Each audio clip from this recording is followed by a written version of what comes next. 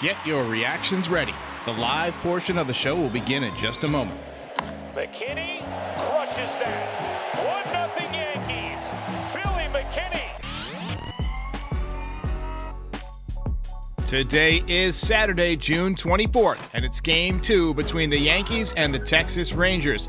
Luis Severino was on the mound looking to bounce back after a run of bad outings, and he had to face off against John Gray and a tough Texas Rangers lineup. My recap, your reactions coming up next. This is NYY Recaps.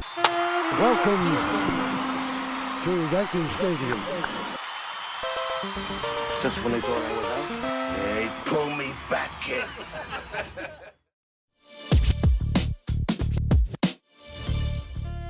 All right. Well, the Yankees win, if you can call it that. 4 hits and 1 run. About the usual for the Yankees, but they got it done today. Pitching was the story. Welcome back, everybody. If you missed the game, you missed an outstanding performance by Luis Severino. The life was back on the fastball for the first time in probably about a month. The average velocity was over 97 miles an hour, and the Rangers went, I believe, 1 for 7 with runners in scoring position against him. So he was able to work out of the little jams that he had not been working out of, quite frankly, for a while. Billy McKinney, a.k.a. Billy Judge, with the long home run that you're seeing on your screen there, way back into the bleachers. 400 and I believe they said 23 feet. Just absolutely smoked. We'll get to the game. We'll talk about the home run. We'll talk about Severino. But first, we got to talk about the Aaron Judge update that we received before the game. If you missed it, if you missed the game, if you missed my video about it, we got some updates on Judge, and it's not good news. And we didn't expect it to be good news. If you've been following this podcast, we've kind of assumed that he'd be out for a while. And we got confirmation that he has a torn ligament in his big toe. Now, some of you will say, well, how's that different from what we already knew? A strain is the exact same thing as a tear. Well, it's not the exact same thing as a tear. A sprain is typically stretching of the, muscle fibers, maybe some slight tearing of the ligament fibers rather. But it's less severe than, a clean tear or even a partial tear. So I'm worried. A lot of people are up in arms that the Yankees didn't announce this, but I actually spoke to a podiatrist this morning, or this afternoon before the game. And she told me that a lot of times it can be difficult to tell if a ligament is torn or whatnot until the swelling goes down. And we don't know how much swelling he had. We just simply don't know. We don't have access to that. We got a couple of super donos here. Air Pro K. Appreciate that. Thank you very much. And Brett Joy says McKinney's slugging is higher than Stanton's OPS. Outstanding. That's an interesting little nugget there. Anyway, Brian Hoke estimated that Judge would be back on August 3rd. And given the usual timeline for this type of thing, I mean, it is kind of an unusual injury, but, people who've had this kind of injury before typically miss a couple of months. So that seems about right. I've also seen some people attacking Aaron Judge, including on this very channel. And I just want to say, if your first instinct is to attack our captain and say negative things about how he's made of glass or whatever, I would just like to personally appeal to you to not kick the man when he's down. Let's not be that type of fan base. Now, yes, he's had some injuries, but I still contend a lot of them are freak injuries. He got hit by that pitch in the wrist. He dove for that ball that collapsed a lung and broke a rib. And then he ran through a wall. Now, 2 of those, you could argue, are his fault. He's a big guy, a lot of weight coming down. I don't know if the weight and the mass of the bones, relate to each other in the same way as it would for a smaller person. I don't know if it's riskier for him to run into walls or dive or whatever, but given his contract and his value to the team, I think when he does come back, if he does come back, which is not a certainty, and Aaron Boone did say that, there's a possibility he might not be back. Surgery is a possibility if he's not feeling better by September. But regardless, if and when he comes back, I think he owes it to the fan base to be a little bit more careful. We love seeing him make great plays and all that stuff, but, a great catch to save that Dodgers game isn't worth the struggles that we've had since he went down. So if anything, he needs to play less hard. I know that sounds counterintuitive. We want everybody to play hard, and him playing hard is, part of what makes him great. But I don't want him running into walls anymore, and I'd rather he didn't dive for balls unless it's the playoffs either. Sliding for something is fine, like, sliding for a catch or whatever. I don't want him going headfirst into third base or second base or home plate. Just play conservatively, and that might be out of his nature. I mean, try telling Michael Jordan or Tom Brady to play conservatively. There's just something about, being a great athlete where you go for it. And he's just going to have to learn that, he tends to have bad luck when he does. So is it disappointing? Absolutely. But I don't question his commitment. I don't think fans in general should question his commitment. I don't think he's necessarily made of glass, although, we're seeing that he is quote unquote injury prone because he does have injuries when he, runs into walls and stuff. So let's just try not to kick the man when he's down. But the horse is out of the barn now, so we're just going to have to deal with it probably a month or two without Aaron Judge.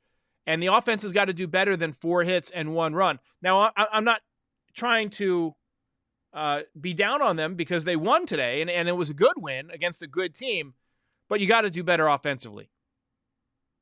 Brett says, with Judge news, McKinney, Bader, Bowers have to start every game. Tired of the scheduled rest day crap. Top teams run the same lineup 150-plus games.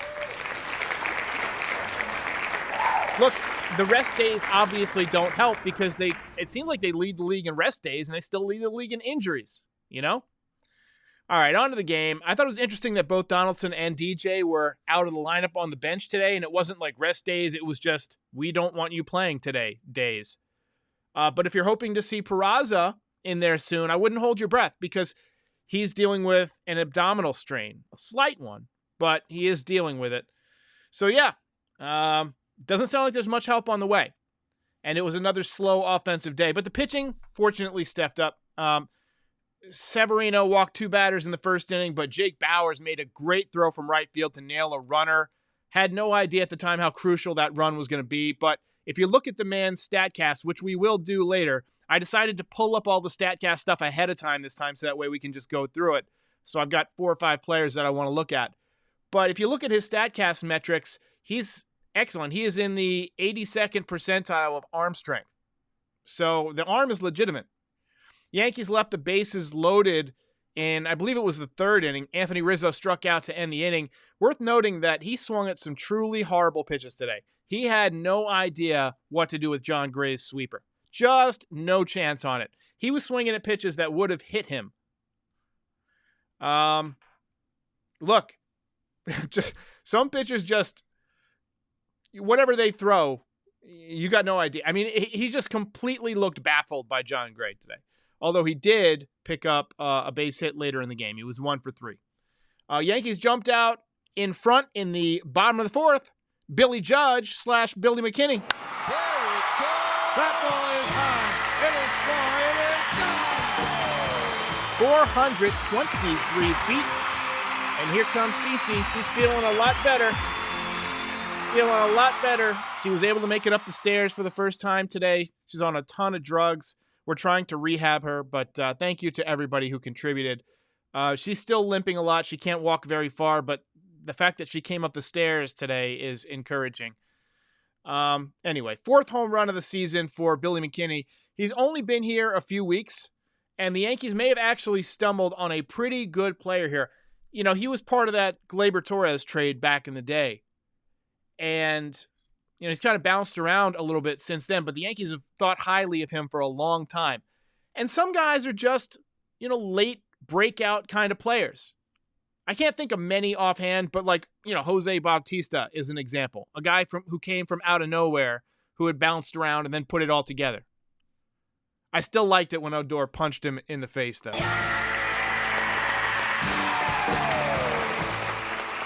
Luis Severino was done after 6. Final line was 5 hits, no runs, 2 walks, 4 strikeouts.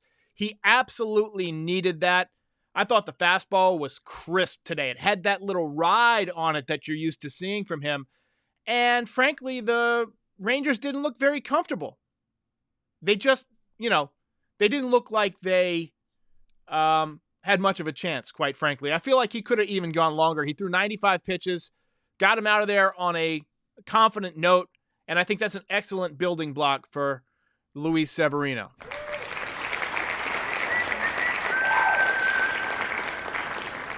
But with Judge out, the offense has been completely anemic, and they're going to need their starting pitching to dominate like it did for a couple of months last year. We got Garrett Cole tomorrow. Severino might be getting ready to break back out into his normal self. We got Rodon coming back. Jury's still out on if he's going to be affected by that chronic back issue. But with Judge out for, let's just say, conservatively, another month and a half. That's conservative. We're going to need this offense to step up, and we're going to need this pitching to step up. I thought Brito was phenomenal last time out. Clark Schmidt, obviously pitching better. We need to get him deeper into games. But the pitching, there's a lot to like about the pitching right now, and Matt Blake can keep his job for sure. The bullpen did a solid job today. Canley remains unscored upon. He pitched a scoreless 7th. Peralta came in for the 8th, got 1 out, gave up 2 hits. I got to say, he's not throwing the ball very well right now. Holmes came in and got him out of the inning. Very, very nice job by Clay Holmes. And then Ron Marinaccio came in for the 9th, and he kind of made it interesting, but he worked out of a self-induced jam, and the Yankees even the series. Ball game over. Yankees win. The man's not a Batista fan.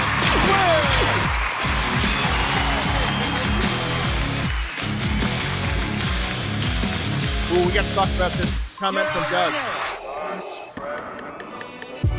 So Doug says, I hope some contenders, maybe even the Rangers themselves, saw what Severino did to the Rangers and offer the Yankees something good before the trade deadline. I have to say, I agree. I called this season a lost season today in my Aaron Judge video, and I caught some slack for that. But if you look at the Yankees offense, bottom 3 in the league in OPS, OBP, and average, I believe. I believe those are the 3 stats. I mean, those are 3 critical stats. And that's with Aaron Judge's hot start. So, without him, this offense is going to be sunk. And that beat him by a mile. Without him, this offense is going to be in a tough spot. So, maybe you do trade for some major league ready prospects that can step in. Maybe you get them to take on a Donaldson for the rest of the year so you can, get some of that money off the books and get somebody else. I don't know what the answer is, but you have to think about dealing Severino if you're out of it at the deadline. I think that's a great comment. All right, we got to talk about the belt winner, who is, by the way, Luis Severino. Let's go. Belt winner. Val in New York says, Yankees offense is truly offensive. Hey, they don't call it offense for nothing. Let's take a look at the box score, and then we can go through and talk some Statcast stuff. Now, this is one of those box scores that's just not like super exciting. 8 hits for the Rangers, 4 hits for the Yankees. Let's see here. We got a Super Dono, says, from Nero P790, says, pitching has been stellar, but we can't reasonably rely on just pitching while finishing with 4 hits per game. Really, I mean, it's 4 to 6 hits per night seems to be about the Yankees' average. And quite frankly, it's boring. It's hard to recap. Eli BK says the Yankees need a trade for a closer. I disagree on that. I'm going to go ahead and disagree. A what? I think Tommy Kahnle would be fine as a closer if they chose to use him in that role. Clay Holmes has been earning a little bit more respect. He's back to being the Clay Holmes from midseason last year.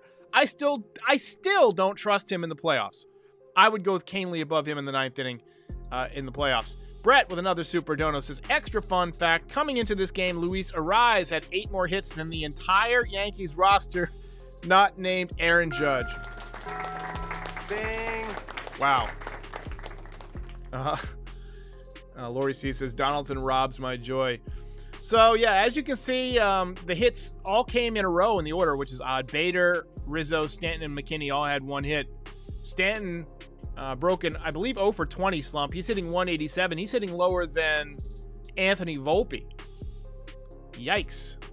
I'm just not feeling very confident. The Yankees seem to think that he's going to break out. To me, I see a guy whose legs just do not look good.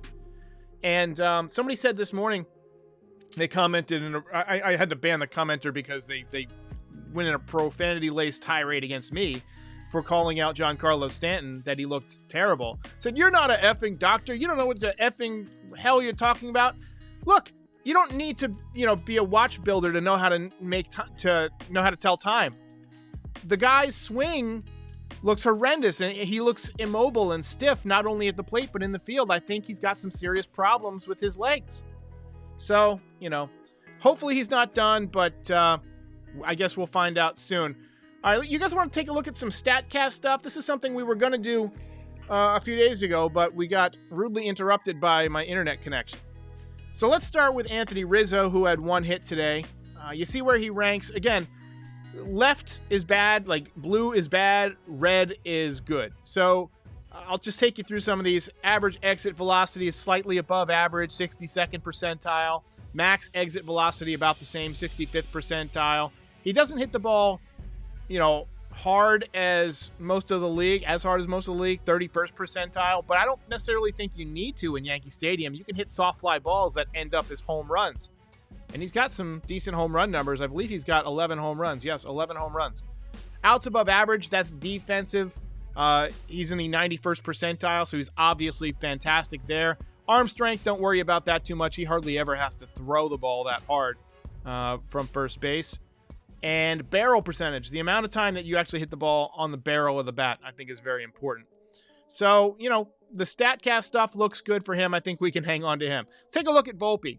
So, as you see, there's a lot of blue on this. You see the red in the sprint speed, 82nd percentile. So, obviously, very, very fast. Average exit velocity for a 22-year-old, he's above league average, barely. But that's okay. He's a kid. He's going to get stronger. He's going to get better. And he hit a lot of balls very soft early in the season. The expected batting average and the strikeout percentage, both not good. Again, I think part of that is his stance was out of whack for a month. He didn't get any hits today, but he drew another walk. And I think as long as he's getting on base and catching the ball, he's got some value because he's going to run into some home runs. And if he's getting on base, that speed element is something that the Yankees absolutely need more of. A couple of super donos here. Aaron L. says, Judge injury confirms to me we need to be deadline sellers. It sucks, but we need to focus on building a sustainable roster. Not that we will. Mike the AC Merch says, a quality win against a tough opponent. Let's see here. All right, Gleyber Torres. So, average exit velocity, you can see that, his average exit velocity is softer than Anthony Volpe, even though Volpe's got 4 years less experience in the big leagues than he does. How many? 5. He's been up for a long time. Max exit velocity is pretty good, though. He'll hit it hard. He's strong. Strikeout percentage, very good. He's definitely fixed that problem. He's slow. Sprint speed is in the 33rd percentile. I feel like as a 26-year-old, you would expect him to be a little bit faster. And then defensively, you just see that he's just not a very good defensive player. 15th percentile in outs above average. 8th percentile in arm strength. Nero says, top 3 stats you use to evaluate someone's performance at the plate. So I like to look at the total number of hits. I honestly think that somebody who gets a lot of hits is generally a good hitter. You look at guys that have 3,000 hits, none of them are bums. 2,000 hits, none of them are bums. You can't stick around that long if you're not a good hitter. So, over time, I like to look at guys who get a lot of hits, get consistent hits. obviously power is a big deal. I think home runs are important. I like to look at power, so I look at hits and like a combination of average and contact ability and power. And I think that the OPS is extremely important. I like to see an OPS over 800. Whiff percentage on Gleyber Torres, 68th percentile. So, he's gotten better at making contact, but he's gotten worse in the field. I still think that there's a possibility that he gets moved at the deadline as well. Not a lot of data on Billy McKinney, a.k.a. Billy Judge, but you look at the last 50 plate appearances, look how hot he's gotten. See that chart there? He's getting red hot. But you see, he's about average in sprint speed and exit velocity, but lefties in Yankee Stadium, you see where he's hitting the ball. That will do it. That will do it. Jake Bauers, you see that the arm strength and the max exit velocity are both excellent. So, you have to credit the Yankees with the pickups of Bauers and McKinney. These were two savvy moves.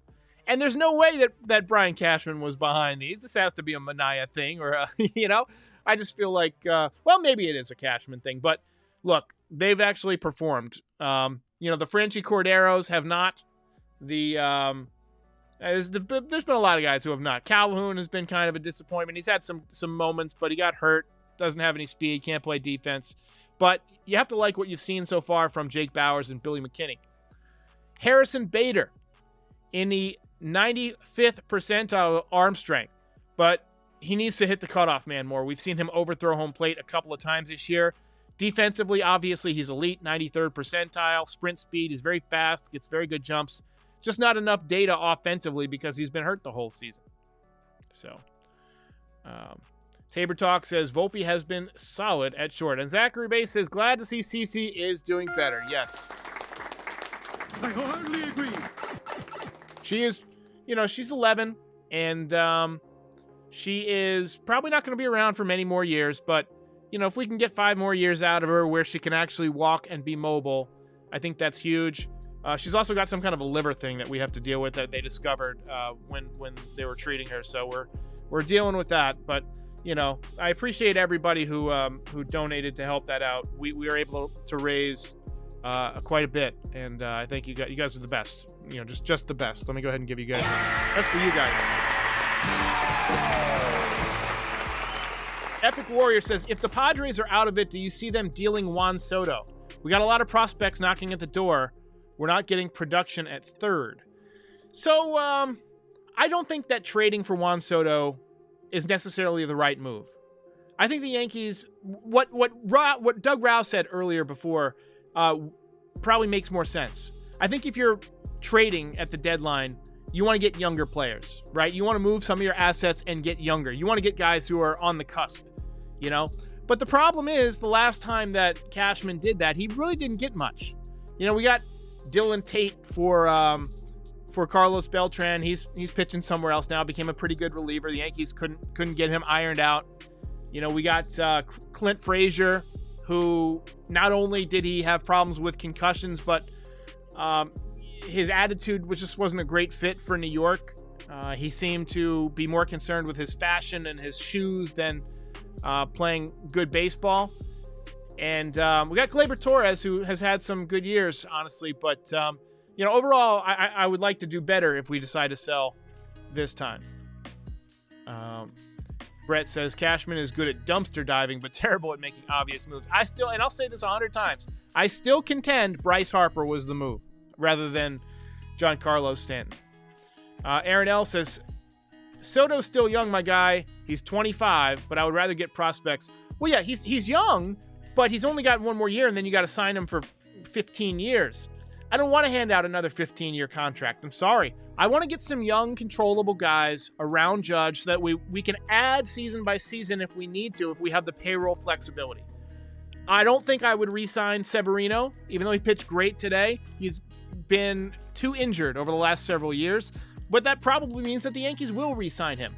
If he's willing to come back on a 1-year kind of prove-it-to-me deal, then I would do it. Game over, man. Game over. I gotta get out of here. Guys, we're going to wrap it up. 7 o'clock in the East on a Saturday night. gotta go. Hi, You gotta 1237 says Soto and Ohtani. Not gonna happen. He doesn't grow up that way. Guys, I appreciate it. Once again, thanks so much for helping with the CC donations. And hey, good victory, good win. Let's go get him tomorrow. Garrett Cole on the mound. I'll see you then. Ball game over.